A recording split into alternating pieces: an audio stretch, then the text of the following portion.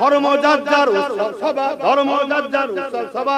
আজকে আবার দেখছিলাম, কই গো মাওলানা সাহেব, ওঠো নমস্কার করো। দেখলেন না? তা আমি তো শিখাবো, আমি তো শিখাবো রাজনীতি করতে নেবে যেমন আল্লাহ আকবার বলবি না, নমস্কারও বলবি না। কেন নমস্কার আমার হিন্দু ভাইদের স্টাইল, আর আসসালামু আলাইকুমটা আমাদের স্টাইল। ওদের রাজনীতি যখন করতে গেছি সেখানে দেশের মানুষ আছে, হিন্দু আছে, মুসলমান আছে, সেখানে আসসালামু আলাইকুমও বলার দরকার নেই আর নমস্কার দিবারও দরকার নেই। ওটাই বলবি, আমার প্রিয় দেশবাসী, আমার বাংলার মানুষ, আমি তোমাদের ঘরে যদি জিতাও 5টা ভালো হবে তো, তাই তো নাকি? হাই দেখেন বলছে ঠিক, উঠে আপনার যা বলার সেটা বলবেন যে আমাকে যদি জিতান আমি আপনাদের জন্য বিধানসভায় আওয়াজ তুলবো, এলাকার যা প্রয়োজন আছে সেটা মিটাবো, এই তো কথা রে বাবা। কিন্তু না, ওখানে বলতে পারছে না যে এটা আমাদের বলা যায় না। কেন? যদি আবার টিকিটটা ক্যান্সেল করে দেয়। এটা গেল, আবার আমার ঘরের একটা রয়েছে টুপিটা কি বাদ দিয়েছে। হাই রে তুই কি? হ্যাঁ ভাই ভাইয়ের জায়গায় ভাই, ভাই ভাইয়ের জায়গায়, রাসূলুল্লাহর আগে ভাই নয়, দ্বীনের আগে ভাই নয়। আমি তাকে ব্যক্তি আক্রমণ করছি না, তো তার হিদায়াতের জন্য দোয়া যেমন চাইছি, ইনার হিদায়াতের জন্য দোয়া চাইছি। আল্লাহ এদের দুজনকে হিদায়াত করুক, বলুন আমিন। এ ভাই নাই বলে যে বলবো হিদায়াত হবে না তা না, একে আল্লাহ হিদায়াত করুক, এই শয়তানদের থেকে চলে আসুক, আমার ভাইটাও যেন ফিরে আসে, বলুন আমিন, বলুন আল্লাহুম্মা আমিন। এদের হিদায়াত দরকার, ঠিক না বেটি? কিন্তু এদের হিদায়াতের জন্য সবথেকে বড় ওসিলা হলো এদের হারা দরকার। আমার কথা কি? এদের হিদায়াতের জন্য সবচেয়ে প্রথম রাস্তা হলো হারা দরকার। কারণ জিতে গেলে আরো হারামের মাল ঝাড়বে, আর যত হারাম খাবে তত জাহান্নামের দিকে যাবে, পরিবর্তন হওয়ার রাস্তা হবে না। যদি বলেন আমরা হুজুর মানুষ খাবো কেন, তুই খাবি না আমি জানি, তোকে খেতে হবে। কেন? নিজের জন্য না খেলো, যার ইশারায় উঠে বলছিল নমস্কার করো, যার জন্য বলছি আগুনে ঝাঁপতে দেবো, সে বলবে লিয়া ইনকাম করে। কথা বুঝছেন না? বোঝেন না? হ্যাঁ, আর না হয় তোকে বলবে গ্যাজের কেসে ভরে দেবো। তুই ভাববি আমি হুজুর মানুষ বলি, সে মানুষ গ্যাজের কেস খেয়ে যাবো, চুরি করেই নিয়েছে। তাহলে পাপটা এইভাবেই হয়। তুই কাজ দল কর, দল করার জন্য তুই সব নিজের একটা দল করতে পারছিস, দুজন মিলে দল করে দিতে পারছিস। যেমন অনেক দল হচ্ছে, তোরা দুজন মিলে একটা দল করে দিতে পারছিস, কি আরো যাদের এসব লোক লাগলো সেটা দল করে দিতে পারছিস, করে নিয়ে বলতে পারছিস, ঠিক না বেটি? আমার কিছু বলার থাকতো না, কেন? তার ইচ্ছা কাজে করতেই পারে। কিন্তু তুই এমন লোকের দল করতে গেলি যে লোকটা বলছে কোরআন শেষে এবং উন্নতি শেষে, এই কথাটা মানিস? মানিস? যদি বলেন না মানিনি, আগে প্রথম এই কথাটাকে তোর নেত্রীকে ক্লিয়ার করতে বল যেটা আমি ভুল বলেছিলাম। আগে তোর নেত্রীকে বল যে কথা বলা আমার ভুল হয়েছিল, আমাকে সমান নজরে আপনারা দেখবেন। মানুষ মাত্র ভুল হতে পারে। নাহমাদুহু ওয়া নুসাল্লি আলা রাসূলিহিল কারীম। أما بعد فيا أيها الحاضرون رحمكم الله، قال الله تعالى في كلام المسيح الفرقان الحميد،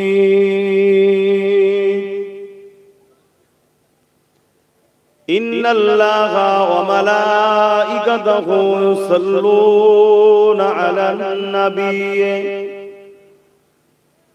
يا أيها الذين آمنوا صلوا عليه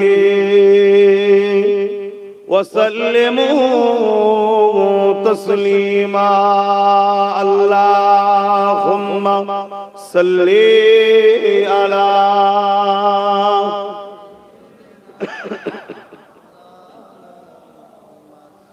وعلى آله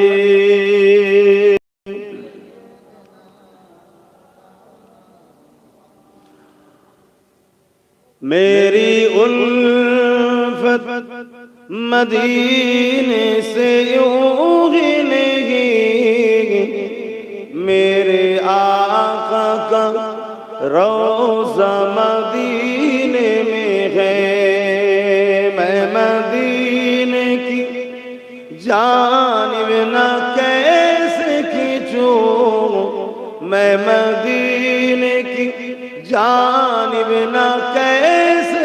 खींचो मेरा दीन दुनिया मदीने में है। अर्श अज़ीम पे जिसका बड़ी शान है, रोज़ाए मुस्तफा जिसकी पहचान है, रोज़ाए मुस्तफा जिसकी पहचान है, जिसका हम पल्ला कोई मुअल्ला नहीं, जिसका हम पल्ला कोई मुहल्ला नहीं, एक ऐसी मुहल्ला मदीने में है। अल्लाहुम्मा सल्ली अला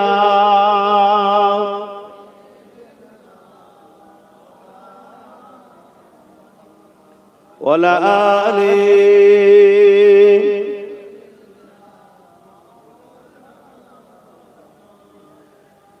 ये शहर मुस्तफा है, मदीना करीम है, सबको निभा रहा है, मदीना करीम है, शहर मुस्तफा है, मदीना करीम है, सबको निभा रहा है, मदीना करीम है, क्यों न एक करीम है, क्यों न एक करीम है, आका करीम है, मेरी उल्फत मदीने से यूं ही नहीं, मेरे आका का रोज़ा मदीने में है, मैं मदीने की जानिब न कैसे खींचो मेरा दीन दुनिया मदीने में है। अल्लाहुम्मा सल्ली अला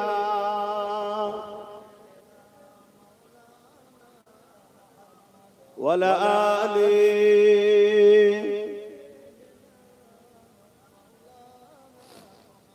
कलमे ला इलाहा इल्लल्लाह, ला इलाहा इल्लल्लाह, ला इलाहा, ला इलाहा इल्लल्लाह, मुहम्मदुर रसूलुल्लाह।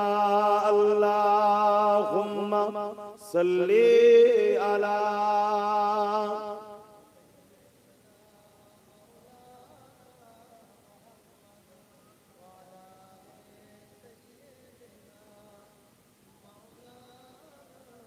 আমার আব্বা জানেরা, ভাইরা, নওজোয়ান তরুণেরা, যুবকেরা, ছোট ছোট বাচ্চারা, উলামা হযরত, হাফিজে কোরআন, নামাজি, মুত্তাকি, পরহেজগার ইমাম সাহেব বনেরা,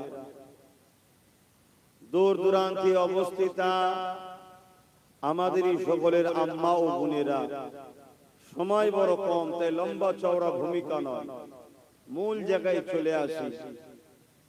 আল্লাহ দরবারে একবার শুকরিয়া আদায় করি, আল্লাহ আমাদেরকে ইসলাম ধর্মের অনুসারী করেছেন, কোরআনের মতো কিতাবকে গাইড বুক হিসাবে পাঠিয়েছেন, দোনো জাহানের সুলতান, নবীদের নবী মুহাম্মদ আরবি সাল্লাল্লাহু আলাইহি ওয়াসাল্লামের উম্মত উম্মতি করেছেন, তাই সকলে জবান খুলে বলি আলহামদুলিল্লাহ।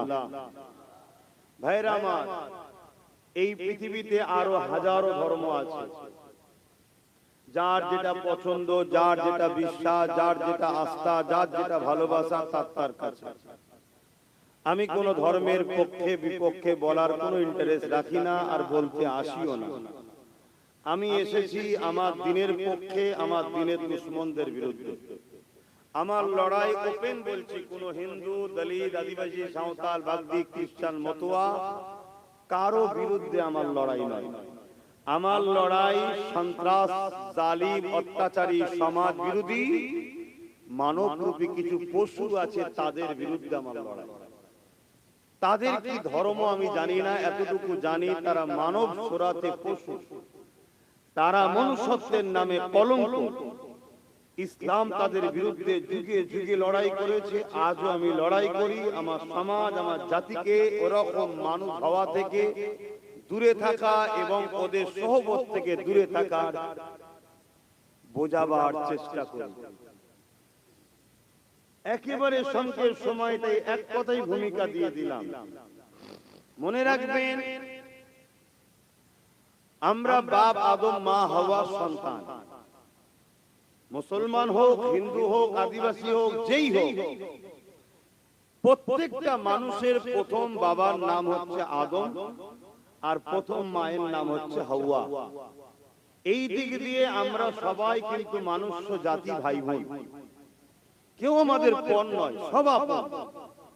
কিন্তু আমরা তাওহীদের বিশ্বাসী, রিসালাতের বিশ্বাসী।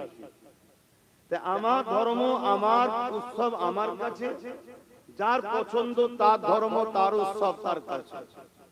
বাকি সব জায়গাতে আমরা প্রতিটা মানবপ্রেমী মানুষ একে অপরকে সহযোগিতা করব, এটাই হযরত নবী মুহাম্মদ সাল্লাল্লাহু আলাইহি ওয়াসাল্লাম শিক্ষা দিয়েছে। এটার নাম ইসলাম। জোরে বলুন সুবহানাল্লাহ।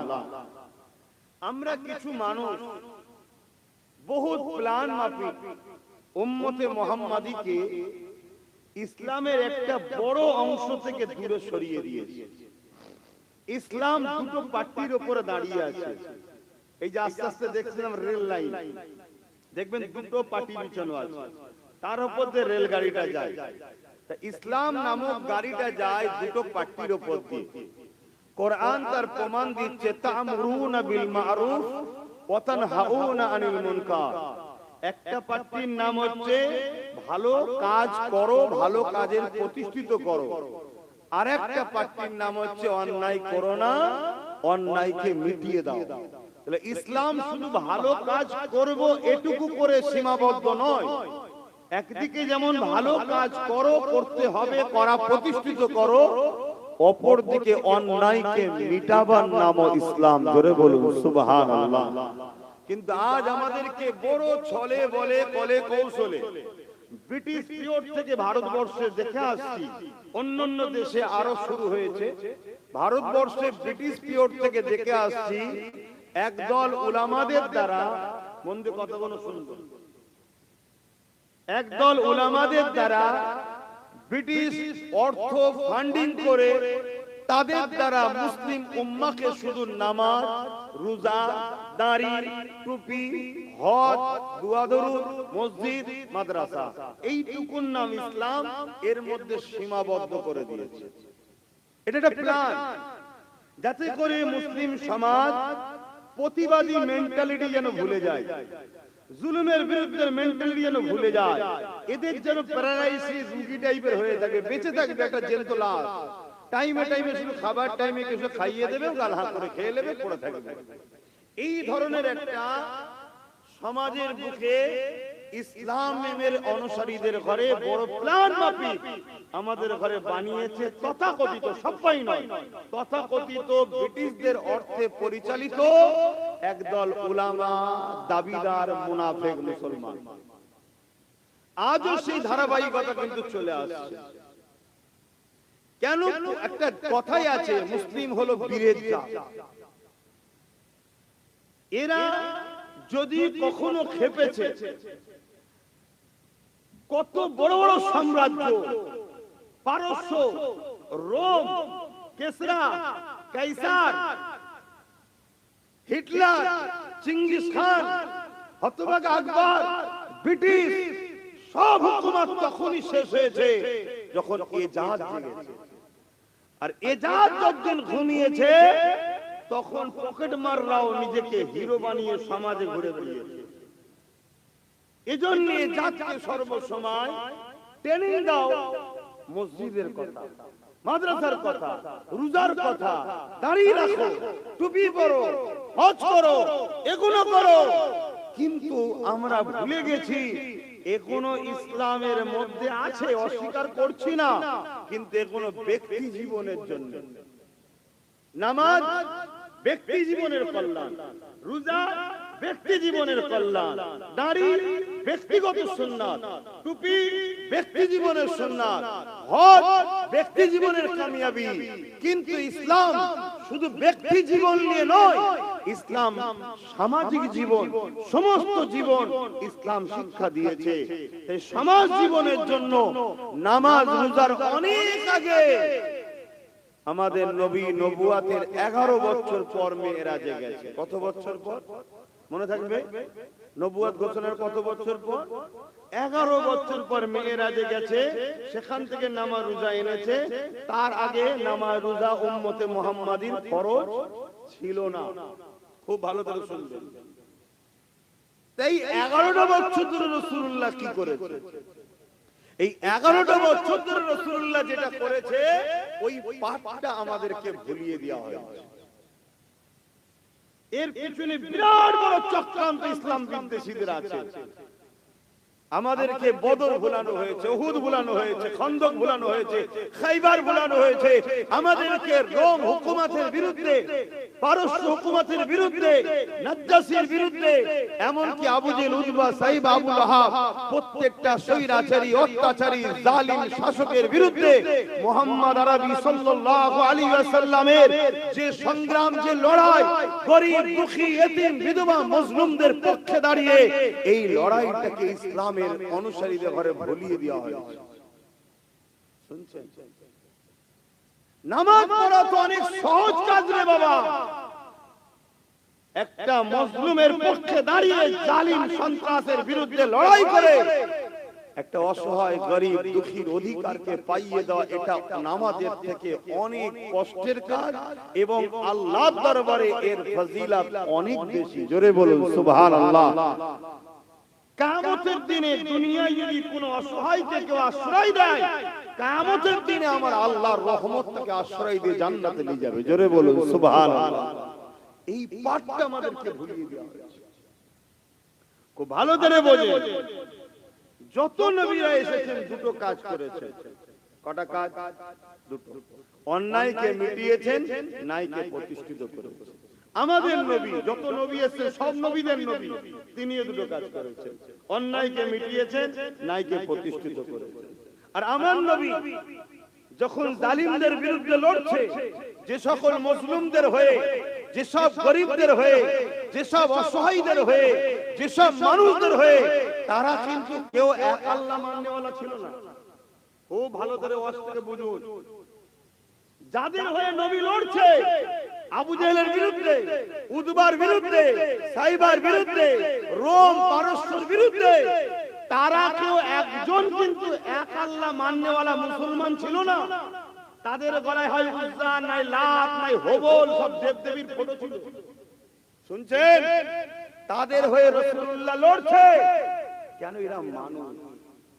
এরা কে? মানুষ। আদর্শ দেখুন আমার রাসূলের। তাদের হয়ে যখন রাসূলুল্লাহ লড়ছে, তাদেরকে জুলুমের হাত থেকে মুক্ত করলো, সন্ত্রাসের হাত থেকে আজাদ দিল, দাসত্বের হাত থেকে মুক্তি দিল। তাদেরকে যখন স্বাধীন, সভ্য, সাম্য সমাজের মেসেজ রাসূলুল্লাহ দিল, তখন তারা দলে দলে দলে দলে আমার রাসূলের উপরে আরো ফিদা হলো, দিওয়ানা হলো। তাদের করে রাসূল বলল, দেখো আমি এসেছি তোমাদের জন্য প্রফেট হয়ে, আওতার হয়ে, রাসূল হয়ে। তারা রাসূলুল্লাহ সব কথা মেনে নিয়ে মুহাম্মদ রাসূলের সাহাবা হয়ে গেলেন। জোরে বলুন সুবহানাল্লাহ। আরো জোরে বলে। দাড়ি দেখিয়ে, টুপি দেখিয়ে, নামাজ দেখিয়ে, রোজা দেখিয়ে মানুষকে কিন্তু দিনের দিকে আনে। শুনছেন? দিনে আসার পরে এগুলো দিয়েছে। দিনের দিকে মানুষ এসেছে জুলুমের বিরুদ্ধে লড়াই, ইনসাফের পক্ষে, মানবতার পক্ষে, সত্যের পক্ষে, খোদার পক্ষে, এতিমের পক্ষে, বিধবার পক্ষে, মজলুমের পক্ষে, অসহায়ের পক্ষে, মনুষ্য জাতির পক্ষে, নেশার বিরুদ্ধে, সন্ত্রাসের বিরুদ্ধে, জুলুমের বিরুদ্ধে, দুর্নীতির বিরুদ্ধে, চুরির বিরুদ্ধে, খুনের বিরুদ্ধে। এসব রাসূলুল্লাহর কর্মকাণ্ডগুলো যখন দেখলো, তখন মানুষ দলে দলে দলে দলে দলে দলে মুহাম্মদ রাসূলের দিওয়ানা হতে লাগলো। জোরে বলুন সুবহানাল্লাহ। আর আজকে আমরা মুসলমান কি করছি? নামাজ আছে কিন্তু জুলুমটা আছে না?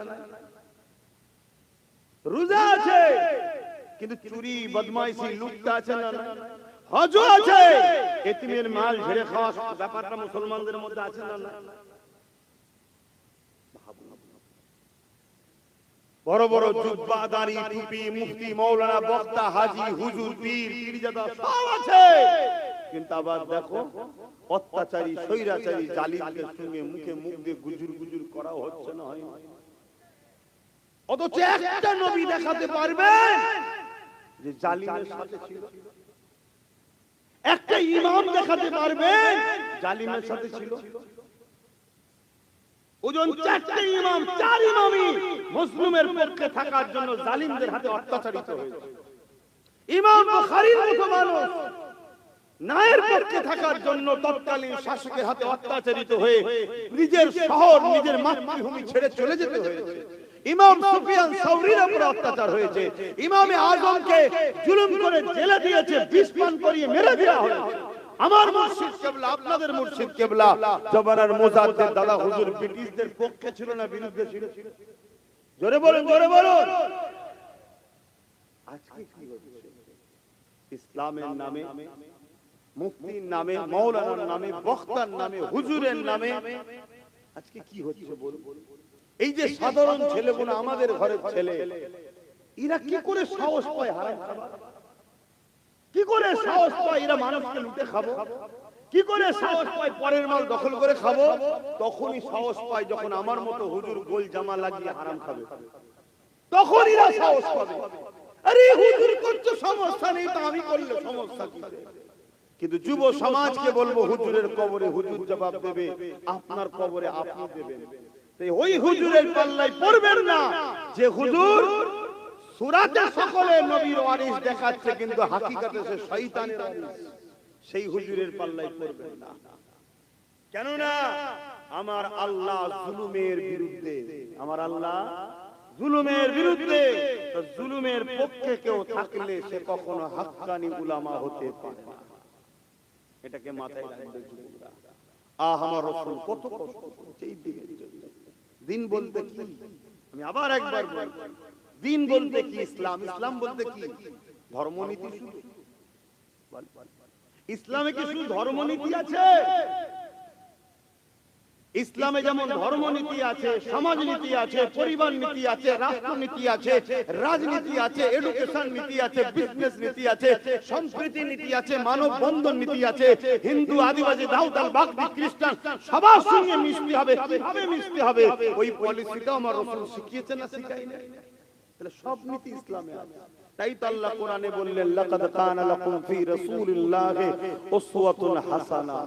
সবথেকে উত্তম মডেল করেছে মুহাম্মদ রাসূলকে, তিনাকে ফলো করো। ধর্মনীতি রাসূল থেকে নাও, সমাজনীতি রাসূল থেকে নাও, রাজনীতি রাসূল থেকে নাও, রাষ্ট্রনীতি রাসূল থেকে নাও, এডুকেশন নীতি রাসূল থেকে নাও।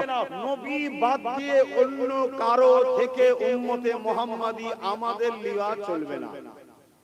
বাকি কে কি করছে আমার দেখা দরকার নেই। বাকি কে কি করছে আমার দেখার দরকার নেই। এ দেশ সবাইকে সমানভাবে অধিকার দিয়েছে।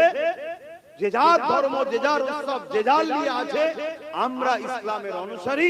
আমরা প্রতিটা নিঃশ্বাস টানা ছাড়াতে আমাদের মডেল মুহাম্মদ রাসূলুল্লাহ। জোরে বলুন সুবহানাল্লাহ। নবীকে ফলো করুন যদি বাঁচতে চান, নবীকে ফলো করুন। আর নচেত নবী বাদ দিয়ে, আল্লাহ বাদ দিয়ে যাদের দলদাস হয়ে যাবেন, আমার আল্লাহ তাদের হাতে আমাদেরকে মিটাবেন। মিটাচ্ছে না? মিটাই খারাপ লাগবে না? উদাহরণ দেব। সব থেকে বড় একটা উদাহরণ হলো, যাদের জন্য সব করলাম তাদেরই সহযোগিতায় 93 লক্ষ লোকের নাম বাঁচা। দেখো খোদার মার দেখেছে, যাদেরকে আমরা আল্লাহ রাসূলের থেকে বেশি প্রাধান্য দিয়েছি। যদি আল্লাহ রাসূলকে প্রাধান্য বেশি দিতাম, তাহলে তাদের সঙ্গে থাকলেও তাদের কথাতে জুলুম কমসে কম করতাম না, তাদের কথাতে লুটতাম না, তাদের কথাতে অত্যাচার করতাম না, তাদের কথাতে মানুষের উপরে ঘৃণা পোষণ করতাম না, তাদের কথাতে কমসে কম যখন ইসলাম বিরোধী কোনো কথা বেরোবে তাদের সঙ্গে আর দলটা করতাম না। কিন্তু আমরা আল্লাহ ও রাসূলের থেকে বেশি প্রাধান্য দিয়ে ফেলেছি। তাই দেখুন তাদের হাতেই আল্লাহ আমাদেরকে মিটাচ্ছে। এখনো সময় আছে, বোঝার চেষ্টা করে, ভাবতে হবে। শুধু এক কান দিয়ে শুনবেন আর এক কান দিয়ে বার করে দেবেন হবে না। ভাবার জিনিস। রাসূলুল্লাহ ওয়াজ করেছে, আবু জেহেল শুনেছে, উতবাও শুনেছে, কিন্তু হিদায়াত আবু বকর সিদ্দিক শুনে হয়েছে, এরা কিন্তু হয়নি। একবারও কি দিল বলে না যে আমার রাসূলুল্লাহ কত কষ্ট করে ইসলামটা দিয়েছে, এই ইসলামের হেফাজত করব। আমি আবার একবার বলছি, ইসলাম বলতে কি? আমি আবার একবার বলছি, ইসলাম বলতে কি? ইসলামে যেমন নামাজ আছে, রোজা আছে, হজ আছে, তাওহীদ, রিসালাত আছে। ইসলাম একত্ববাদকে বিশ্বাসের যেমন নাম, ইসলাম নারীদের অধিকার দিবার নাম। শুনছেন? শুনছেন তো নাকি? ১৫০০ বছর আগে আমার রাসূলুল্লাহ এসে যখন দেখলেন নারীদেরকে জ্যান্ত পুঁতে দেওয়া হচ্ছে, তখন নারীদেরকে এই পুতার হাত থেকে বাঁচাবার জন্য রাসূল যে সংগ্রাম করেছে, এই সংগ্রামটা আমাদেরও করতে হবে না? রাসূলুল্লাহ নারীদেরকে জ্যান্ত পুতার হাত থেকে বাঁচিয়েছে না বাঁচায়নি? রেপ, জুলুম, অত্যাচার বন্ধ করেছে না করেনি? এটাও তো ইসলাম। কিন্তু আমরা তাদের হাত থেকে বাঁচানো তো দূরের কথা, আমরা দেখতে পাচ্ছি এই বাংলায় এমনও লোক আছে যারা প্রকাশ্য বলে বেড়াচ্ছে যে ইসলামে নাকি রেপ করা ভালো কাজ। বললেন না নাউজুবিল্লাহ? আচ্ছা, এই কথাটা সোশ্যাল মিডিয়ায় চতুর্দিকে যাবে না যাবে না? এর কোন প্রোটেস্ট হয়েছে? ওই লোকটা যে বলেছে ইসলামে রেপ করা ভালো কাজ, সে লোকটা এক তো সংবিধান বিরোধী বলেছে, সাম্প্রদায়িক কথা বলেছে, দাঙ্গা লাগাবার কথা বলেছে, জাতিকে একটা বিশেষ সম্প্রদায়কে টার্গেট করে ঘৃণা পোষণ বাকি মানুষের কাছে জন্মাবার জন্য মিথ্যাচার করেছে। এরপরও তার কোনো শাস্তি হয়েছে? কেন হয়নি? সে কি তাহলে ঠিক বলেছে? তাহলে শাস্তি হলো না কেন?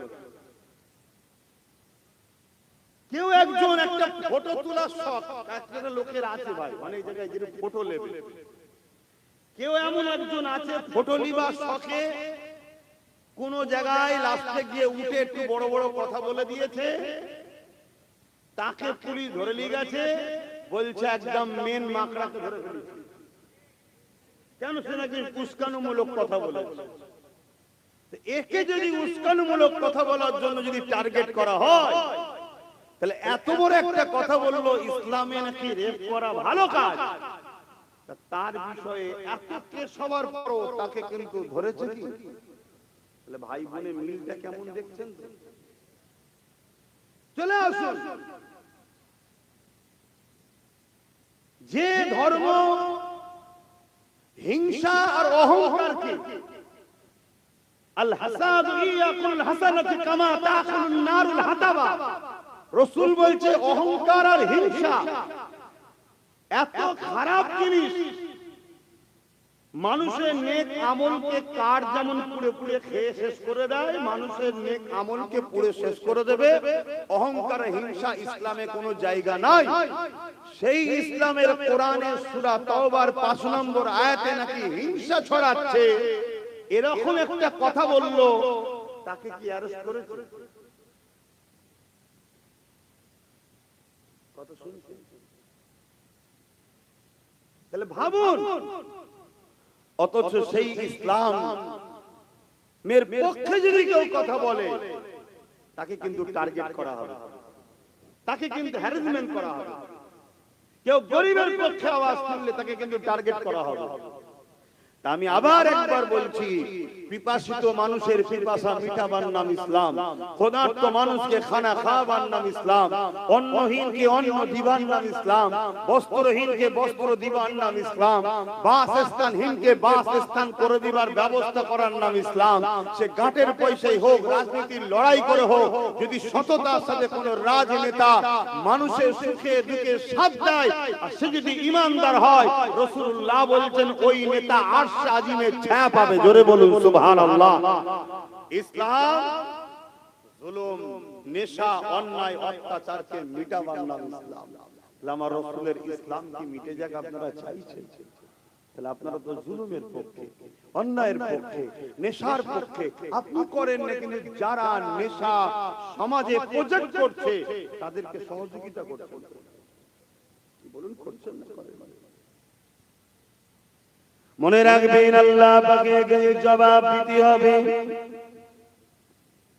দুনিয়ায় আমি আপনি যদি মনে করি এটা আমার ব্যক্তিগত ব্যাপার, দুনিয়াদারি ব্যাপার, আমি কার সঙ্গে উঠবো, কাকে সাপোর্ট করব, কার সঙ্গে সম্পর্ক রাখবো, এটা আমার দুনিয়াদারি ব্যাপার। না না না, কোনো জিনিস তোমার আমার জন্য দুনিয়াদারি বলে পাশ কাটিয়ে চলে গেলে হবে না। কেন তুমি আমি বিশ্বাসী, আখিরাত বলে আছে, কবর বলে আছে, জান্নাত বলে আছে, জাহান্নাম বলে আছে।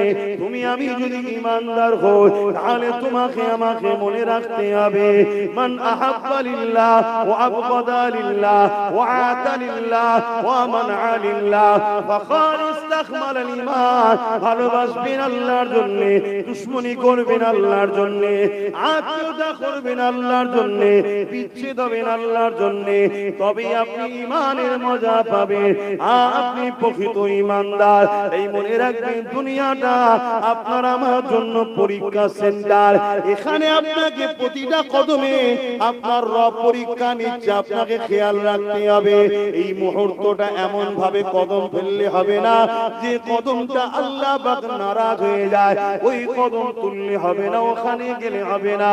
কিন্তু দুঃখের বিষয়, আজ দুনিয়ার জমিনে সবল খারাপ হয়ে যাওয়ার জন্য আমার ঘরের যুব সমাজ স্রোতের মতো খারাপের দিকে চলে যাচ্ছে। এই জন্য আল্লাহ জানিয়ে দিল, ইয়া আইয়ুহাল্লাযীনা আমানুত্তাকুল্লাহ, হে বিশ্বাসী ঈমানদারেরা, তোমরা আমি আল্লাহকে ভয় কর, ওয়াকুনু মা'আস সাদিকিন, এবং সত্যবাদীদের অনুসরণ কর। এই সত্যবাদী কারা? ইহদিনাস সিরাতাল মুস্তাকিম, মুস্তাকিম যারা, মুস্তাকিম কারা? সিরাতাল্লাযীনা আন'আমতা আলাইহিম, যাদের উপরে আল্লাহ ইনাম দিয়েছে। আল্লাহ কাদের উপরে ইনাম দিয়েছে?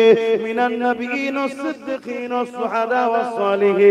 এই চার শ্রেণীকে আল্লাহ প্রিয় বন্ধু বলেছে, এদের দলভুক্ত হয়ে দুনিয়ার জমিনে থাকতে হবে। কেননা রাসূলুল্লাহ জানিয়ে দিলে আখিরি জামানাতে একটা সময় আসবে আমার উম্মত উম্মতিরা বড়ই মার খাবে। মাইকের আওয়াজ বুঝছেন? আস্তে, আমার আওয়াজ মাইকে বুঝছেন? কেন সময় কম, বলার পানে কথাও নেই।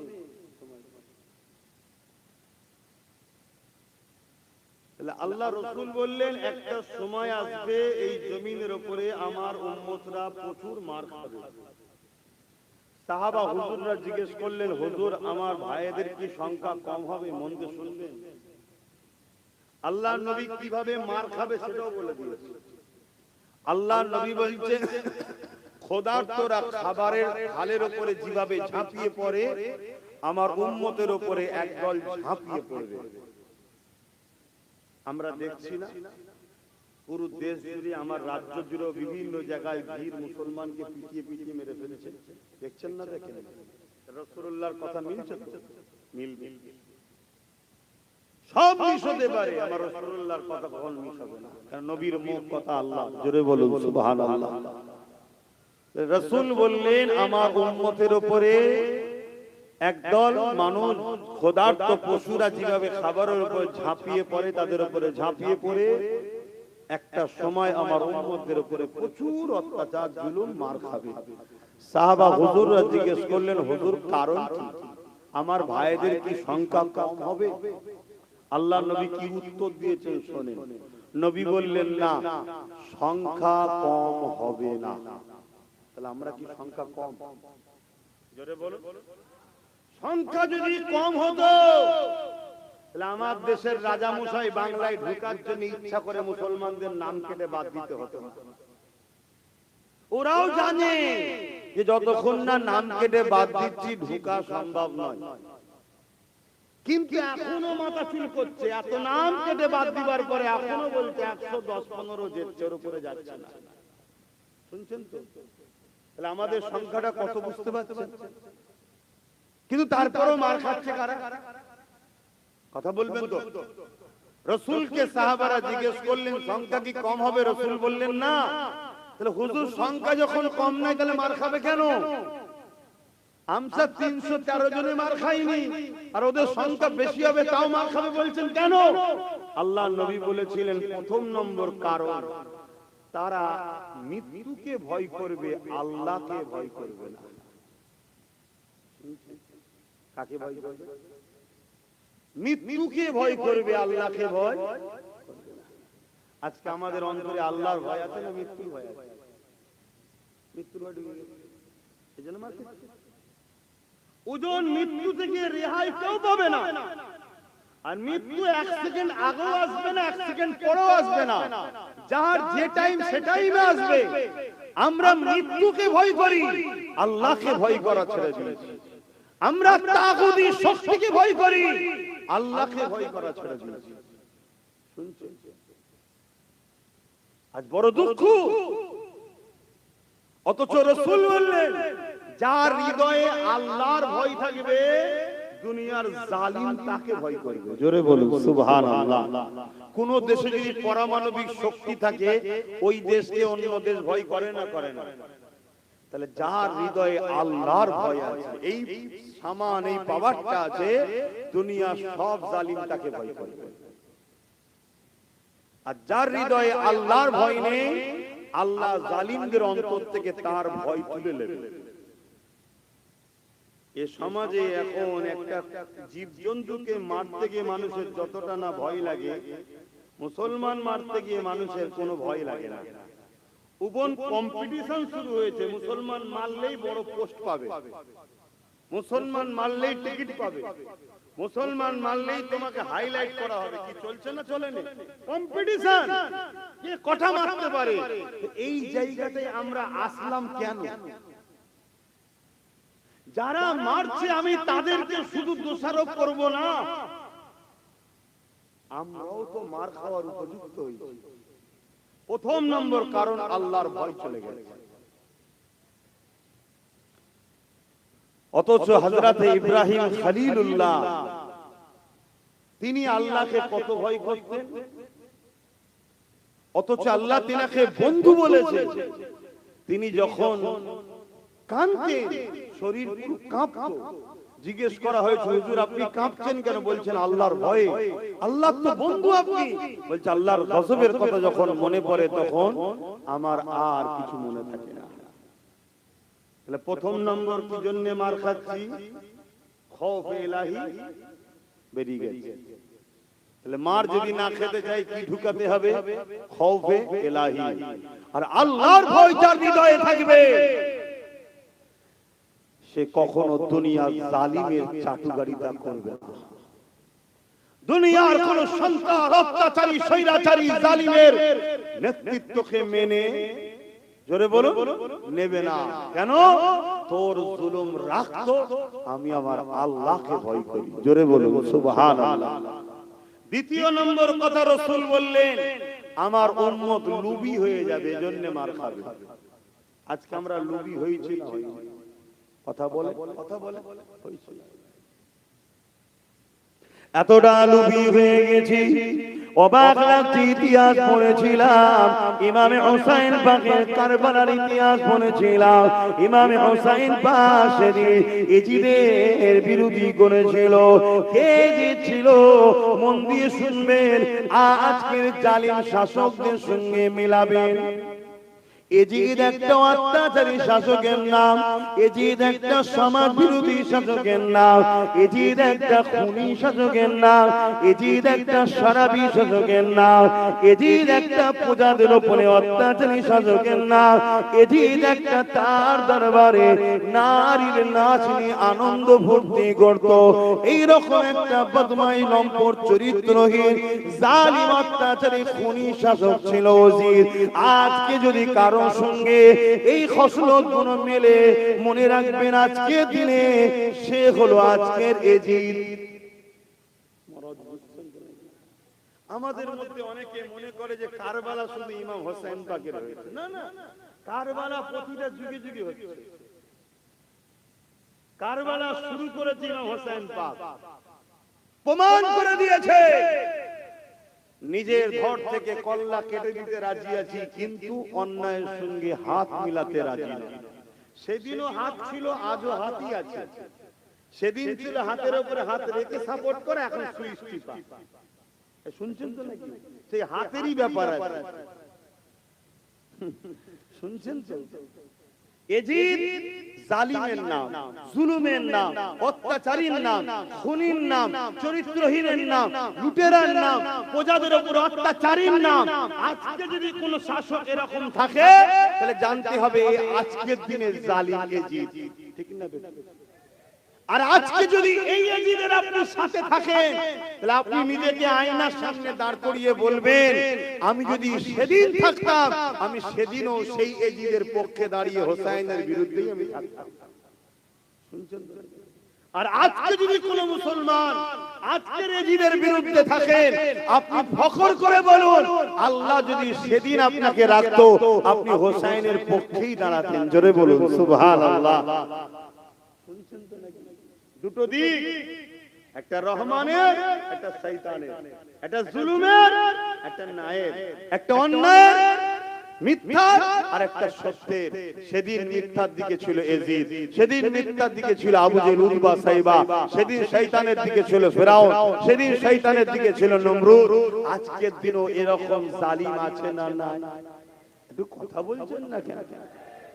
সেদিন এজিদের কাতারে 13,000 হাফেজ আলেম মুফতি ছিল, জানেন? একটু হ্যাঁ কি না বলবেন? আমার আম্মা গুলো শুনছো তো মাইকের আওয়াজ? একটু শুনুন। আম্মা, আমরা কোন পীরের ধর্ম মানি না, কোন পীরজাদার ধর্ম মানি না, কোন মুফতি মৌলানা বক্তার ধর্ম আমরা মানি না। আমরা মানি আমিনার লালের দিন মানি। জোরে বলুন সুবহানাল্লাহ। যারা আমিনার লালের দিনের পক্ষে হবে, সে যদি তার বাপ চাষিও হয়, তার বেটাকে নিয়ে নারে তাকবীর আল্লাহু আকবার দেব। আর আমিনার লালের দিনের দুশমন যদি হয়, আর তার বাপ যদি জগৎ বিখ্যাত ওলি হয়, বাপকে বাপের সম্মান দেব, কিন্তু বেটাকে আমরা মেনে নেব না। কেন? আমরা মুহাম্মদ রাসূলের দিন মানি, কারো বাপের দিনকে আমরা মানি। শুনছেন তো নাকি? হ্যাঁ, সিস্টেম দুটো ছিল, আজও আছে। ফেরাউনের পক্ষে না বিরুদ্ধে? জোরে বলুন। নমরুদের পক্ষে না বিরুদ্ধে? এজিদের পক্ষে না বিরুদ্ধে? কেন ভাই এরা কি করে? জুলুম, ইসলাম বিরোধী, মানবতার বিরুদ্ধে, তাই তো নাকি? আজকের কেউ যদি ফেরাউন, নমরুদ, এজিদ হয়, তার পক্ষে আপনি দাঁড়াতে পারবেন? আর যদি দাঁড়ান আর ফেরাউনের বিরোধী করেন, তা ফেরাউন তো বলবে, আরে আমি কি দোষ করলাম? তুই যার সাথে আছিস তার আর আমার মতো তো পার্থক্য নেই। সে আজকের জালিম, আমি তখনকারের জালিম। কথা শুনছেন না? শুনুন। মুনাফিককে চিনুন, মুনাফিককে বুঝুন। আজ যদি কেউ মনে করে, ও আল্লাহ, মৌলানা সাহেব গেছে যখন, মুফতি সাহেব যখন গেছে, হুজুর সাহেব যখন গেছে, তাহলে মনে হয় এবারে হালাল হয়ে গেছে, এরকম কেউ ভাবছেন না? তার জন্য আমি একটা দলিল দিয়েছি, শোনেন। দলিল: কারবালার মাঠে একদিকে হোসাইন পাক, আর একদিকে এজিদ বাহিনী। এজিদ বাহিনীর সংখ্যা 25,000, কত? আর হোসাইন পাকের মাত্র 72 জন। ইখতিলাফ আছে, 72টা, বেশিরভাগ মশহুর 72 জন। এই যে এজিদের 25,000 আছে, এই 25,000 এর মধ্যে 3,000 হাফেজ আছে, 3,000 মুফতি আছে, 7,000 আলেম রয়েছে। তরোয়াল নিয়ে এসছে, হোসাইনের বিরুদ্ধে লড়বে। তাহলে 13,000 হাফেজ আলেম মুফতি হোসাইনের বিরুদ্ধে লড়তে এসেছিল, তাহলে কি এজিদ ঠিক ছিল? কথা বলছেন আপনারা?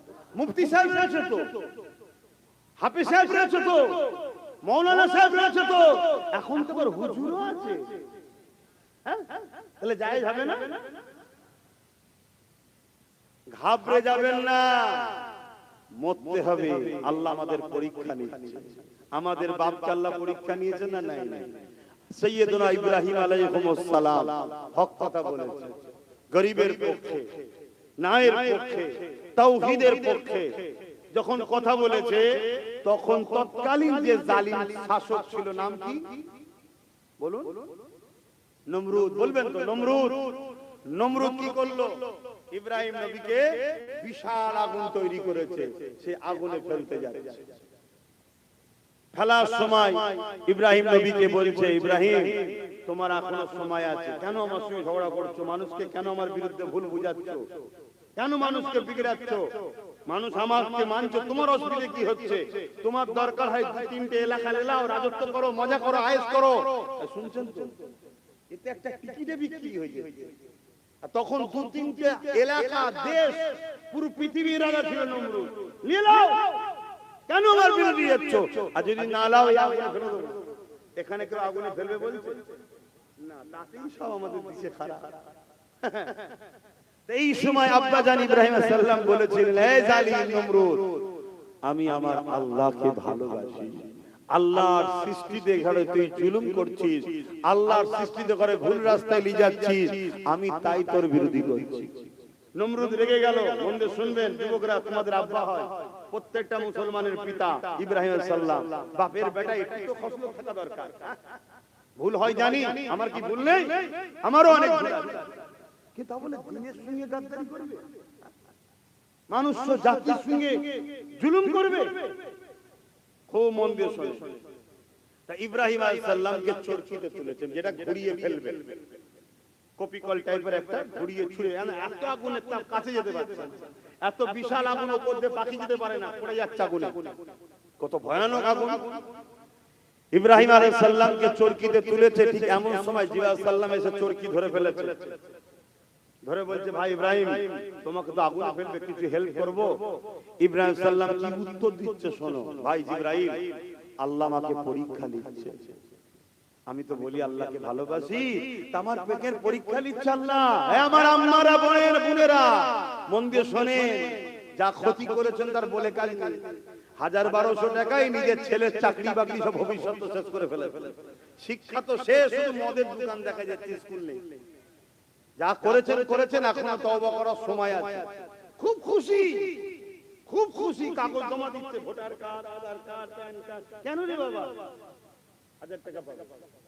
আর ওইগুলো বসে বসে বসে বসে দেখেছে, হারা এই মেয়েটার এখানে খাতুন আর ওখানে বিবি, একে ফাঁসানো যায়, বুঝলি? এই জাতীয় স্যার মা বোনদের নাম বেশি কেন? ওই যে কাগজ সব আগে থেকে পেয়ে গেছে, বসে ঠান্ডা করে সব মাথা মেরেছে, হারা এদেরই সমস্যা বেশি আছে, বুঝলি? লোভে পাপ, পাপে ফাঁসা ফাঁসতে বলেন। কিন্তু এরপরও বলবো, আল্লাহর কাছে তওবা করুন। এখন আপনার সিদ্দিকী বেঁচে আছে, যখন বেঁচে আছি কথা দিচ্ছি, এই সমস্যা সমাধানের জন্য আপনাদের সাথে আছে। মরে গেলাম কি করে থাকবো? কিন্তু আপনাকে তো আমার হাতটা ধরতে হবে নাকি? আপনি বিপদে পড়েছেন, আমি তুলছি, ডুবছেন, আপনি ধরবেন না, তাহলে আমি কি করতে পারি? লাইনে তো আসতে হবে। তো ভাইয়া শুনেন মন দিয়ে, তো সেই জায়গায় আব্বা জিবরাইল সাল্লামকে কি বলছি, ইব্রাহিম সাল্লাম, জামাকে আল্লাহ পরীক্ষা নিচ্ছে, এখন একদম ডিস্টার্ব করো না। তবে যাবার আগে শোনো, ও হযরত জিবরাইল, আমার আল্লাহ তিনি শাইউন কাদির, এই আগুনের মধ্যে আমাকে বাঁচাতে পারে। জোরে বলুন সুবহান। কি ঈমান দেখেন বাপরে, আমাদের ঈমান।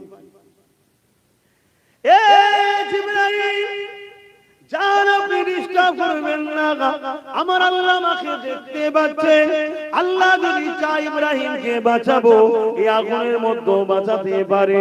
আর আল্লাহ যদি ইব্রাহিমকে পরীক্ষা নিবার জন্য আগুনে পুড়িয়ে আমাকে মেরে দেয়, শহীদ হয়ে যায়, ইন্তেকাল হয়ে যায়, আমি ইব্রাহিমের কথা শুনে যান, একটা জান দিয়েছে আল্লাহ, যদি আবার ফিরিয়ে দেয়, আবার আল্লাহর জন্য পড়তে রাজি, আবার যদি ফিরিয়ে দেয়, আবার পড়তে রাজি, আবার যদি ফিরিয়ে দেয়, আবার পড়তে রাজি।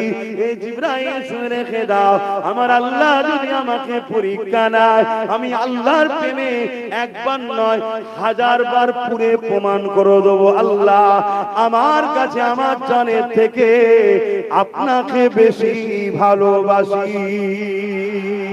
আরো জোরে বলুন সুবহান। কি পরীক্ষা! আর আজকে আমাদেরকে আল্লাহ পরীক্ষা নিচ্ছে, আমরা ফয়সালা করতে পারছি না। কেমন পরীক্ষা? একদিকে বিজেপি আর একদিকে টিএমসি। শুনছেন তো নাকি? বিজেপিও মসজিদ মাসার দুশ্মন, ইও মসজিদ মাসার দুশ্মন, ও ডাইরেক্ট এ ইনডাইরেক্ট। শুনছেন তো নাকি? এ বারবার বলছে আমাকে ভোট না দিলে বিজেপি চলে আসবে, আর বিজেপি বলছে আমাকে ভোট না দিলে মোল্লারা দেশ দখল করবে। এদের দুজনের সেটিংটা দেখেছেন? বিজেপি হিন্দু ভাইদের যে বলছে আমাকে ভোটটা না দিলে মোল্লারা দখল করে নেবে, পাকিস্তান এসে যাবে। আর টিএমসি মুসলমান পাড়ায় গিয়ে বলছে কি ভোট ভাগাভাগি করলে আমাকে না দিলে বিজেপি চলে আসবে। অথচ দুজনই দেশের গাদ্দার, দুজনই দেশকে শেষ করে দিচ্ছে। না হিন্দুরা নিরাপদে আছে, না মুসলমানরা ভালো আছে, না দেশ উন্নতি হচ্ছে, না মুসলমান হিন্দু কারো বিকাশ হচ্ছে। কিন্তু দুজনে কেমন গেম প্ল্যান। তো যাক, আমার হিন্দু ভাইরা কি ফয়সালা দেবে সেটা তাদের স্বাধীনতা, কিন্তু আমার কওমকে একজন ধর্মগুরু হিসেবে বুঝাতে পারি তো নাকি?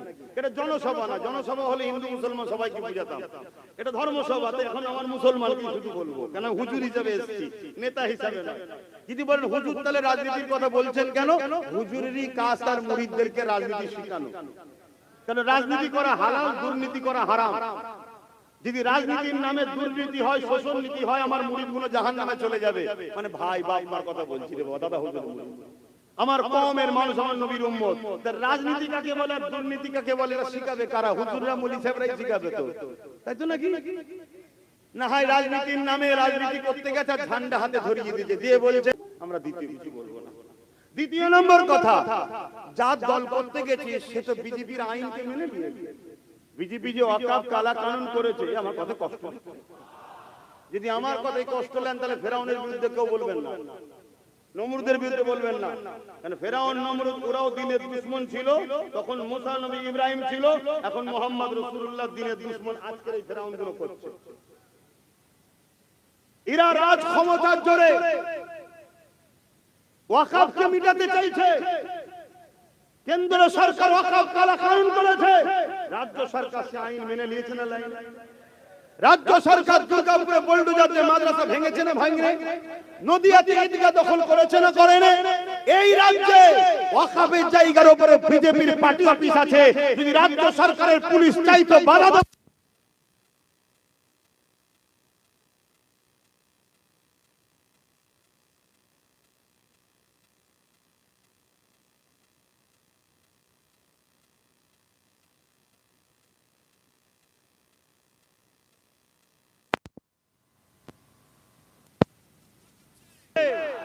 রাগ হলে আমার উপরে রাগ দেখিয়ে লাভ নাই। তুমি যদি তোমার দাদা দিদির দলকে ভালোবাসো আর তার বিরুদ্ধে বললে যদি তোমার রাগ হয়, তাহলে আমি আমার কোরআনকে ভালোবাসি, আমার কোরআনের বিরুদ্ধে যে বলবে তার উপরে রাগ হবে। তুমি যদি তোমার দাদা দিদির দলকে ভালোবাসো, তাদের বিরুদ্ধে বললে যদি তোমার রাগ হয়, আমি আমার ওয়াকফ মসজিদ মাদ্রাসা কবরস্থানকে ভালোবাসি, তার বিরুদ্ধে যে করবে তার উপরে আমার রাগ হয়। কোন এমন মুসলমান আছে যে কোরআনের দুশমনকে ভালোবাসে, কোরআনের বিরুদ্ধে গিয়ে তারপরে সে বলবে আমি ঈমানদার আছি? খুব সাবধান হন।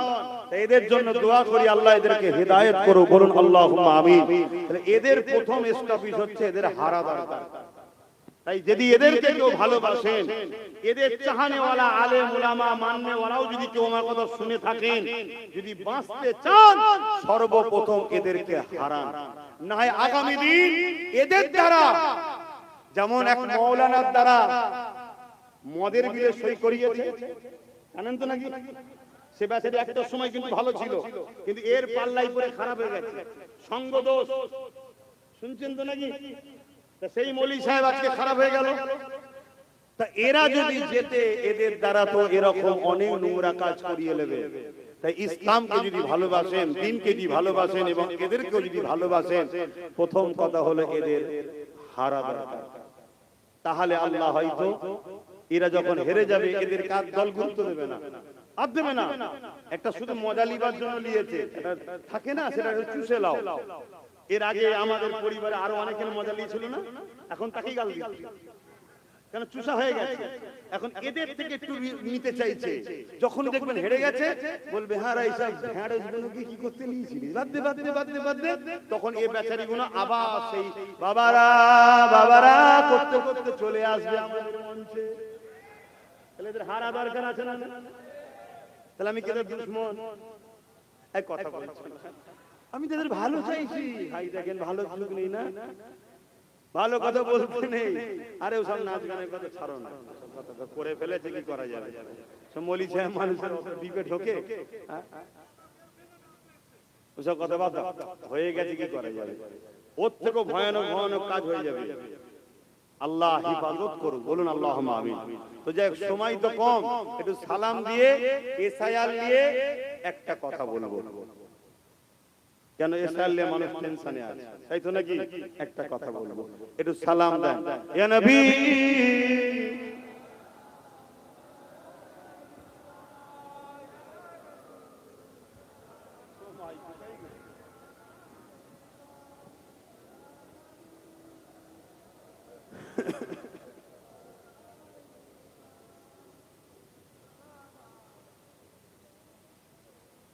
আমার ভাইরা, আমাকে যারা ভালোবাসো, তোমরাও তো রাজনীতি, তাই তো নাকি? রাজনীতি করো, করো, মানা করবো না, করতে হবে। দেশের নাগরিক করবে না, ভালো কাজ তো, মানুষ সেবা, দেশ সেবা। কিন্তু রাজনীতির নামে খবরদার কাউকে লুটবে না। দ্বিতীয় নম্বর, রাজনীতির নামে কারো ধর্মকে যেমন আঘাত দেবে না, নিজের ধর্মের বিরুদ্ধে কোনো কাজ করে ফেলবে না। আজকে অনেকে দেখছি রাজনীতির নামে ফুর্তি আনন্দ করছে, বাজনা বাজাচ্ছে, খবরদার এগুলো করবে না। তোমাদের ফুর্তি করতে মন যেচ্ছে, 93 লক্ষ তোমার দেশবাসী বাংলার নাগরিকের এখন নাম নিশ্চিত হয়নি, কিসের আনন্দ এত? আর পাশাপাশি এই বাজনা ইসলামে হারাম। আল্লাহ রাসূল বলেছে, একটা সময় মানুষের চেহারাকে শূকরের ন্যায়, বানরের ন্যায় বানিয়ে দেবে। কারণ কি? তারা এই নৃত্য বাজনা এসব প্রদর্শন করবে, এগুলো নিয়ে হুড়োহুড়ি করবে। সেই জায়গায় এ থেকে দূরে থাকবেন। আমার ভালোবাসার মানুষদেরকে বললাম, যদি আমায় ভালোবাসো তাহলে আমার কথা শুনতে হবে, ঠিক তো নাকি? তুমি কাউকে ভালোবাসো, দল করতে গেছো, ভাই আমাকে তোর ভালো লাগে, তোর হয়ে বেরিয়েছি, তোর মিছিলে যাব, তোকে ভোট দেবো, সব ঠিক আছে। কিন্তু তুই যদি আমাকে আল্লাহ রসুলের থেকে সরাতে যাস, জুতো খুলে তোর মুখে মারতেও রাজি, তোর সাথে আমি কোনদিন যেতে রাজি না। আমি স্পষ্ট কথা বলছি, আমি আমার আব্বা আম্মাকেও ভালোবাসি আল্লাহ রসুলের জন্য। আমি সেই ছেলে, আমি কাউকে চিনি না। হ্যাঁ, প্রয়োজন হয়েছে আমি আমার ভাইকে না পেয়েছি, আমার ভাইও যদি কোনোদিন ভুল রাস্তায় চলে আমি তাকে ধরি। একবার একটা রাগের মাথায় একটা নোংরা ভাষা বলেছিল আমার ভাই, আপনারা জানেন কি জানি না। আমি ঘরে ডেকে ডেকে বলেছি, দ্বিতীয়বার যদি এই কথা তোর মুখে বেরোয়, নিজে যদি কন্ট্রোল না করতে পারিস তাহলে রাজনীতি করতে হবে না, চলে। রাগ হবে, লোক অনেক কিছু বলবে, নিজেকে কন্ট্রোল করতে হবে। বললো না, ওই মায়ের কান্নাটা দেখে আমি সহ্য করতে পারিনি। এক মায়ের কান্না দেখে যদি সহ্য না করতে পারি, আগামী দিন লাখো মায়ের কান্না বাঁচাবি কি করে? তাকে আমি বড় ভাই হিসেবে বুঝিয়েছি। হ্যাঁ, কিছু এআই ছবি করা যায়, সেসব ছবি করে আমার ভাইয়ের বিরুদ্ধে প্রচার করছে, আমার বিরুদ্ধে প্রচার করছে। যেমন আমার একটা ছবি দিয়েছে বিজেপির 3টে নেতা, দুটো লম্বা একটা বেটে, লম্বা দুটোকে পাশে রেখেছে আর বেটেটার মাথা কেটে আমার মাথা বসিয়ে দিয়েছে। খুব জোর আল্লাহ বাঁচিয়ে দিয়েছে। আল্লাহ যদি লম্বা কারো মাথায় দিত তাহলে প্রমাণ করতে একটু সমস্যা হতো। আমি তো লম্বা মানুষ, বেটের মাথায় দিয়ে দিয়েছে বলে চট করে প্রমাণ হয়ে গেছে যে এটা ফেক। খোদা কিভাবে বাঁচাতে দেখছে। তো এরকম দ্বারা অনেক কিছু এআই করা যায়। 30 সেকেন্ডের বক্তব্য আমার ছেড়েছে, এগুলো আলাদা জিনিস ভাই। কিন্তু হ্যাঁ, যদি অন্যের দেখা দেখি কেউ এই রাজনীতির নামে অন্য কোন ধর্মকে আঘাত দাও বা অন্য কোন ধর্মের উৎসবকে নিজের কালচারের মধ্যে নিয়ে আসো, আমার ভালোবাসার মানুষদের বলবে এটা অন্যায় হচ্ছে, এটা ড্রামা, নাটক। নাটক করা উচিত নয়, মানুষের সঙ্গে ধোঁকা দিও না। তোমার কোনো কিছু নাই, তুমি মন্দিরে চলে গেলে, তুমি মন্দিরে কেন গেলে? তুমি কখনো গেছো না? তাহলে ভোটের সময় গেলে কেন? না, হিন্দু ভাইরা যদি এইটা মনে করে আমায় ভোট দেয়, তাহলে হিন্দু ভাইদের ধোঁকা দিলে তুমি কি ভোট লিবার জন্য তার কাছে গেছো? ঠিক তেমনই কোন অমুসলিম যদি মসজিদে চলে আসে, ভাই কোনোদিন এসেছো না? এসেনি। আসলে কেন? না, মুসলমানরা যদি ভোটটা দেয় তাহলে তুমি আমার মুসলিম ভাইকে মসজিদ দেখিয়ে বোকা বানাবো। এই নাটকটা করা উচিত না। তোমার ধর্ম, তোমার উৎসব তোমার কাছে, আমি দেশ সেবা করতে নেমেছি ভাই, আমাকে যদি সুযোগ দাও আমি তোমাদের জন্য বিধানসভায় লড়বো। যেমন আমাদের চেয়ারম্যান নওশাদ সিদ্দিকী, সে 5টা বছর ভাঙড়ের মানুষের জন্য, বাকি 15টা কি বলে 11টা বছর জানা হয়েছে, এই 4 বছরে তার 10 গুণ বেশি ভাঙড়ে হয়েছে। 100 কোটি টাকার উপরে খরচ হয়েছে বলছে, শুনছেন তো নাকি? তো বাকি 10 বছর হয়নি কেন? কথা মাথায় ঢুকছে? তো এরকম যদি কেউ ভালো কাজ করতে চায় করো, অসুবিধা নেই, ইসলামের নিষেধ নাই। কিন্তু রাজনীতির নামে জানো খবরদার এমন কোন কাজ না হয় যেটা অন্য ধর্মের উপরে আঘাত দিয়ে ফেললেন বা নিজেরও ধর্ম বিরোধী কোনো কাজ করে ফেললেন, এমন কাজে জড়াবেন না। এটা এই বলা শিখাবার রাইট আমার আছে না? না, এটা আছে বাপ, তাই আমি শিখাচ্ছি। এ নবী সালাম, ইয়া রাসূল সালাম, ইয়া হাবিব সালাম, সালাবাতুল্লাহ পড়িল আল্লাহ আরবানি, পোহালো দুঃখে রজনী, হইল জগৎ অনুরানী, আমিনা নয়নের মনি, ইয়া নবী সালাম, ইয়া রাসূল সালাম, ইয়া হাবিব সালাম, সালাবাতুল্লাহ। ছোট্ট করে একটু এক লাইনে একটু এসে আল্লাহ একটা কথা বলবো, দোয়া করে দেবো। সকলে বসেন, তাড়াতাড়ি বসেন, নামাজ পড়বেন।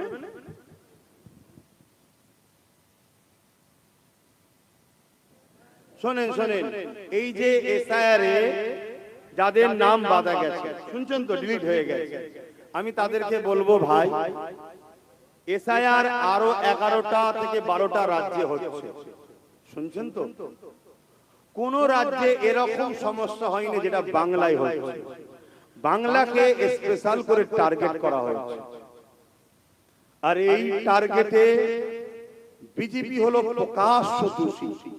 বিজেপি কি প্রকাশ্য দোষী? আর বিজেপি কে সম্পূর্ণ সহযোগিতা করেছে এক্স মুখ্যমন্ত্রী, রাজ্য সরকার। উদাহরণস্বরূপ অন্যান্য রাজ্যে এসআইআর হচ্ছে, কোন রাজ্যে এসআইআর এর মীমাংসার দায়িত্ব নির্বাচন কমিশন কি হাত থেকে বিচারপতিদের হাতে যায়নি, নির্বাচন কমিশনের হাতেই সব ছিল। প্রায় 60-65 লক্ষ লোকের নাম এখনো বাকি আছে, তাদেরকে কাগজপত্র নিয়ে দেখা করতে বলছে। ঠিক তেমন সময় খেয়াল করে দেখুন, সুপ্রিম কোর্টে গিয়ে কোর্ট করে নাটক করে নির্বাচন কমিশনের হাত থেকে তুলে নিয়ে বিচারপতিদের হাতে দিল। কারণ কি? নির্বাচন কমিশনার যাতে ভোটটা ঘোষণা করতে পারে।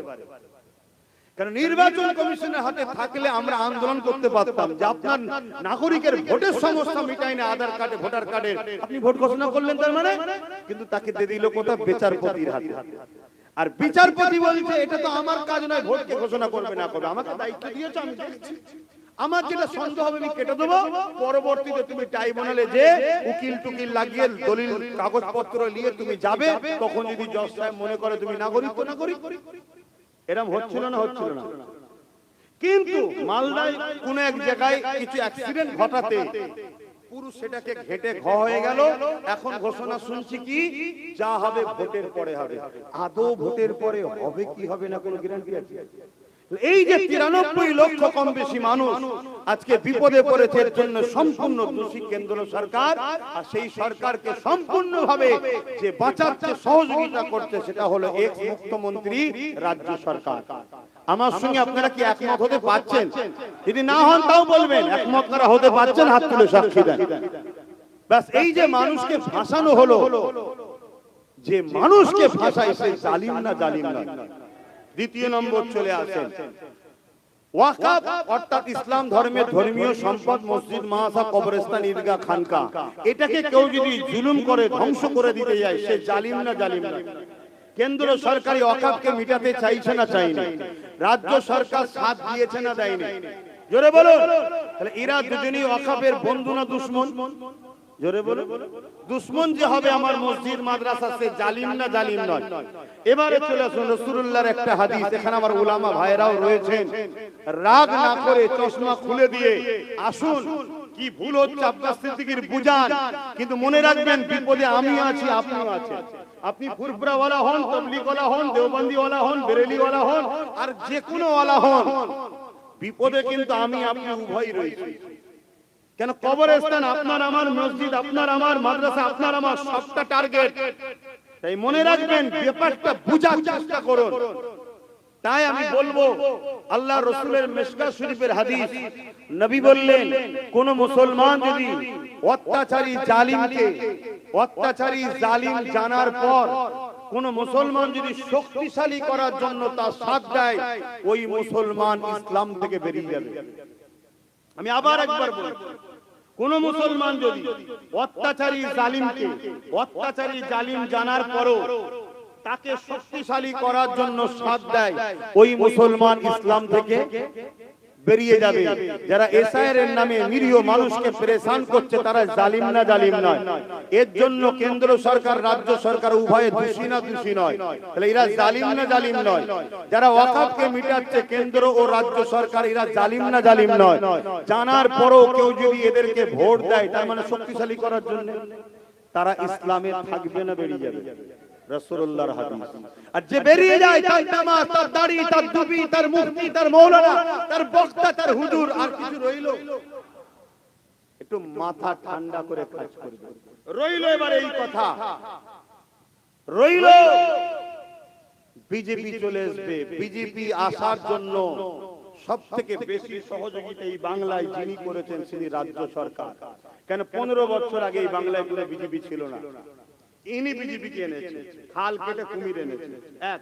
দ্বিতীয় নম্বর, সে যেভাবে মুসলমানদের নামগুলোকে বাদ দিচ্ছে প্রতিটা বিধানসভায়, তাহলে আপনি যদি 20% 20,000 মুসলমান 30,000 মুসলমান ভোটই দিতে না পারেন, তাহলে আপনি রুখবেন কি করে? কিন্তু 2021 আমি বলেছিলাম যে চেয়ারের একটা পায়া তৈরি করো।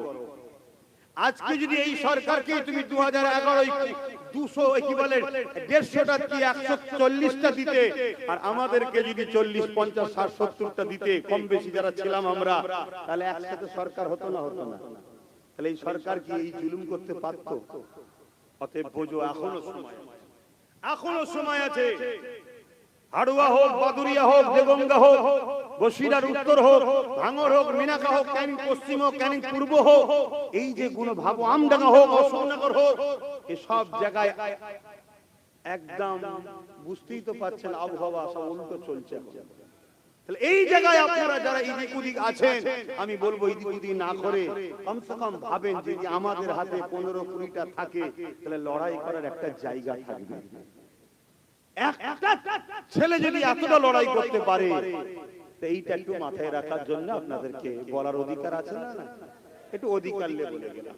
বাকি দুটো বিষয় বললাম, সেটা হলো এসআইআর করে যে মানুষকে শেষ করছে যারা, আর যারা ওয়াকফকে মিটাচ্ছে, জালিমকে ভোট দিলে, জালিমকে শক্তিশালী করলে আল্লাহ রাসূল বলছে ইসলাম থেকে বেরিয়ে যাবে। একটু মনে রাখবেন। তাই আপনি হয়তো কাউকে ভালোবাসেন, আজকে সে কিছু ভুল করে ফেলেছে, আপনি ভালোবাসা ঝুঁকে পড়ে তার পক্ষে দাঁড়িয়ে সোশ্যাল মিডিয়ায় কথা বলছে, আপনি আপনার ভালোবাসাকে আরো পাকে পুঁতছেন। আমাকে যদি সত্যি কেউ ভালোবাসে, আমার যদি ভুল হয়, সে আমার হয়ে হাওয়া যদি দেয়, তাহলে জানবেন সে আমার দুশমন। আর সে যদি আমায় সত্যি ভালোবাসে, সে আমায় বুঝাবে যেটা আপনি ভুল বলছেন, তাহলে জানবেন সে আমার উপকার করলো। তাহলে আজকে যেভাবে আমার ওয়াকফ, আমার মুসলিম সম্প্রদায়কে বিশেষ করে টার্গেট করা হয়েছে, পাশাপাশি এসসি এসটি ভাইয়েরাও বিপদে, হিন্দু সমাজের বড় একটা অংশ গরিব মানুষ বিপদে, সবটাকে খেয়াল করেই আমাদের চলতে হবে। যদি অনেকে বলছে যদি আমাদের সঙ্গে আপনাদের মনে হয় যে সাথ দিতে অসুবিধা হবে, তাহলে আমি বলবো বিগত দিন যাদের সাথ দিয়েছিলেন তারা আপনাদের জন্য কি করলো বলেন, কি করেছে বলেন?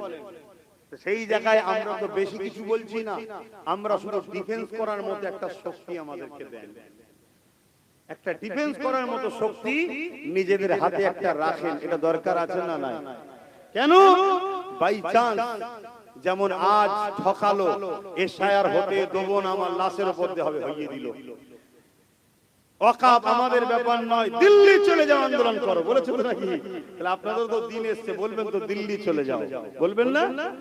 সেই জায়গায় এই যে ফাঁসিয়ে দিল, আজকে বলছে নাকি এনআরসিতে কাউকে ক্যাম্পে যেতে দেবো না। তো এ যা না বলে সব হ্যাঁ হয়, তাহলে কাল আপনার হয়ে লড়বে কে? যদি সেই জায়গায় যদি আপনার পাশে নবী বংশের আওলাদ, দাদা পীরের আওলাদ, নওশাদ ও তার সাথে 15-20টা যদি থাকে, লড়াই করার একটু হলেও তো লোক পাবেন নাকি? একটু মাথায় রাখবেন। এটুকু বললাম, খারাপ দিলেন যে আমি আমার বাপ, আমার মা, আমার ভাই, আমার বোনকে তো বুঝাবো নাকি যে খবরদার রাজনীতি করতে গিয়ে যেন ঈমান হারানা হয়ে যায়। কেন এমন লোককে সাথ দেবেন না যে আপনার দ্বীনের ক্ষতি করছে। হ্যাঁ, আমার কাছে দুটো অপশন এসেছে, একটা মুসলমান, একটা হিন্দু। মুসলমান সূরাতে কিন্তু দ্বীনের দুশমনের সঙ্গে হাত মিলিয়েছে, অমুসলিম কিন্তু দ্বীনের দুশমন নয়, আমাদেরই লোকের সাথে হাত মিলিয়েছে। আমার কাছে এই অমুসলিম কোন জাত দেখবো না, এ আমার মসজিদের যদি উপকার নাও করে, ক্ষতি যখন করেন এর সাথ আমি দেবো। ও মুসলিম সেজে মসজিদের যখন ক্ষতি করছে ওর সাথ আমি দিতে পারবো না। কথা কিছু মাথায় ঢুকছে? কারণ রাজনীতি আমি চাই না আমার মসজিদ নেতারা করে দিক, আমার মাদ্রাসা নেতারা করে দিক, ওর জন্য আমরা আছি না নাই। কিন্তু আমি এটা চাই আমার মসজিদ মাদ্রাসার ক্ষতি যেন করো না। তাই তো নাকি? তুমি রাজনীতি করছো, রাজনীতি করবে যাও, মানুষের রুজি রুটি শিক্ষা স্বাস্থ্যের কথা ভাবো। আমার মসজিদের তোমাকে ভাবতে হবে না, বিরোধীও করতে হবে না। কিন্তু তুমি তো ভাবলে না, উপরন্ত নিউ টাউনে আমার জায়গায় আমি মসজিদ করছি, তুমি করতে দিলে না এখনো। আর তুমি রাজকোষের টাকা দিয়ে সেখানে ধর্মস্থান তৈরি করছো, এটা কি তুমি ঠিক করছো? তাহলে বলো, তাহলে আজকে আমাদেরকে কণ্ঠাসা করা হচ্ছে কোন পাওয়ারে? রাজ পাওয়ারে। তাহলে আমাদেরও রাজ পাওয়ার হাতের দরকার আছে না না? আমি হুজুর করিনি, ইমাম করেনি, মুফতি মৌলানা করেনি, কিন্তু আমরা তো ডিরেকশন দেব। এই যুব সমাজ না, আমি পিছনে আছি না না। যেমন দরগারিপুরি হুজুর তোমার দেগঙ্গা থেকে দাঁড়িয়েছিল, দাদা হুজুরের খলিফা ছিলেন, কথা বুঝে আসছে? দরগাপুরি হুজুর দাঁড়িয়েছিলেন, দাদা হুজুরের খলিফা সম্ভবত ছিলেন। হ্যাঁ, তিনাকে দাদা হুজুর বাবা মুরিদদের ঘরে বলেছিলেন, বাবা একটু খেয়াল করো। এই তো কথা, দাদা হুজুর করেন কিন্তু তার তো খলিফা দাঁড়িয়েছে। তা আমি করব না, আমার যুব সমাজ দাঁড়াবে। কথা বুঝে আসছে? আমার ভাইকে ডাইরেক্ট দিয়ে দিয়েছি, যা তুই যা। কেন? আমি একটা অন্য জগতে চলে গেছি, তুই যা। কথা বুঝে আসছে না নাই? মনে রাখবে, আমাদের হাতে যার উপরে পাকড় থাকবে, যাকে আমরা ধরতে পারবো, যদি কোনো উপকার হয়, কোনো অসুবিধা হয়, তার দ্বারা আমি তো করে দিতে পারবো। ঠিক তো নাকি? আজকে কোনো লোক বিপদে পড়ে গেলে আমার কাছে আসলে নওশাদ যদি নাও পাই, আমি সঙ্গে সঙ্গে ফোন করে বলি, এই সমস্যাটা হয়েছে, দেখে দিবি তো? ও সঙ্গে সঙ্গে দেখে দেয়। তাহলে এইগুলো আপনারা বুঝবেন। আপনাদের এলাকায়, আশপাশে, এটা কি এলাকা? হাড়ুয়া, দেগঙ্গা, এই যে দেগঙ্গা, হাড়ুয়া, বসিরহাট, উত্তর, এইসব এলাকায় যদি আমার ভালোবাসার মানুষ যারা, যাদের উপর আমার কথা চলবে, তাহলে কিছু হলে আমি তাদের বলে করে দিতে পারবো। এগুলো মাথায় রাখবেন। তো যাক, আগামী দিন হয়তো এই নাগরিকত্ব পেতে গেলে কি লড়াই হবে না হবে, সেই লড়াই তো করতে হবে। কেন 93 লক্ষ চারটিখানি ব্যাপার না। আমি আগেও ছিলাম, আজও আছি, লড়াই যত বড় হোক করতে হবে। কিন্তু মনে করি প্রশাসন আমাদের সামনে বাধা হয়ে দাঁড়াবে, তাই তো নাকি? তো প্রশাসন যাদের কথা শুনবে, সেরকম কিছু লোক যদি আমাদের হাতে থাকে, তাহলে লড়াইটা একটু জোর হবে। এটা ভাবার যদি হয় ভাববেন, না ভাবার হয় আমি কি করতে পারি। সংক্ষেপ সময় অনেক কিছু বললাম, আবার একবার বলি, যাদেরকে আমরা ভালোবাসি তারা ভুল পথে চলে যাচ্ছে, আল্লাহ তাদেরকে হেদায়েত করুক, বলুন আল্লাহুম্মা আমিন। তাদেরকে যদি ফিরাতে চাই, সবচেয়ে বড় বিষয় হারা দরকার। আল্লাহুম্মা আমিন। আয় আল্লাহ, এই সংক্ষেপ সময় দ্বীনের স্বার্থে, দ্বীনের পক্ষে এবং